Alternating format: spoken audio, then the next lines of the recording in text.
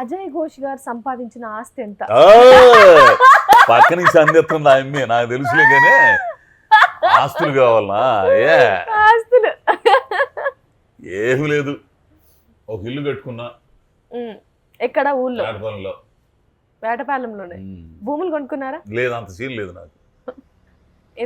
అంత సీన్ లేదని మనం ఎన్నుకోవాలి. అంత సీన్ లేదు అంటే నాకు తెలుసు కదా, ఇప్పుడు ఇదేదో మూసేసి ఇది చేసేలా అని చెప్పలేదు. ఒక ఇల్లు కట్టుకున్నాను, ఇల్లు ఉంది, ఉండడానికి ఉంది. ప్రజెంట్ అయితే బోకేంతో లోటు లేదు. పెద్దోడు పెళ్ళి అయిపోయింది, స్నేహితుడు కూతురికి, నా పెళ్లి చేసినోడికే కూతురికే ఇచ్చాను. శ్రీనాథ్ అని చెప్పేసి నా పెళ్లిని చేశాడు. అంటే మీకు పెళ్లి చేసిండ్రు అని చెప్పి ఆ పిల్లని తీసుకొచ్చి చేశాడు నాకు. ఏంది తక్కువ మీ కొడుకును వాళ్ళ కూతురికి ఇచ్చేసారు. భలే మంచి పిల్ల నా కోడలో.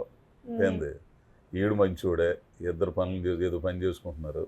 రెండో వాడు ఉన్నాడు రెబలోడు భగత్ సింగ్, ఆడు పెళ్లి చేయాలా.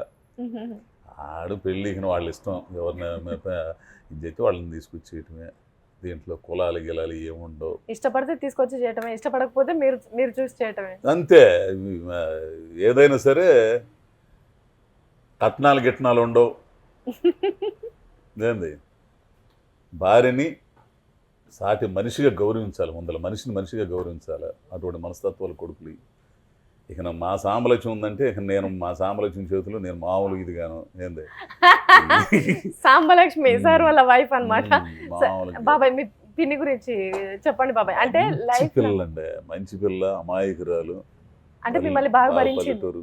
పల్లెటూరు ఏం లేదు, ప్రేమించడం కాదు, భరించింది అంటున్నారు. భరించిందంటే భరించింది. ఈ విషయం అయితే కరెక్ట్.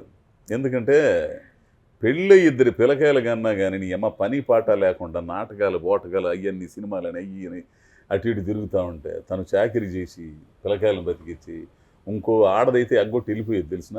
అప్పటికి వాళ్ళ అమ్మమ్మ అంది, వచ్చేవే వీడితో ఎందుకే నాయన, పిల్లల్ని తీసుకుని వచ్చేవే, చేను వేసుకుంది కానీ పత్తి వేసుకుంది కానీ శనగ వేసుకుంది కానీ వచ్చేవే, వద్దే ఈడు గాలి నా కొడుకు అని చెప్పేసి నేను ఇక్కడే ఉంటా ఇచ్చి చేశారు అని అమ్మ గెలిచింది, నన్ను గెలిపించింది.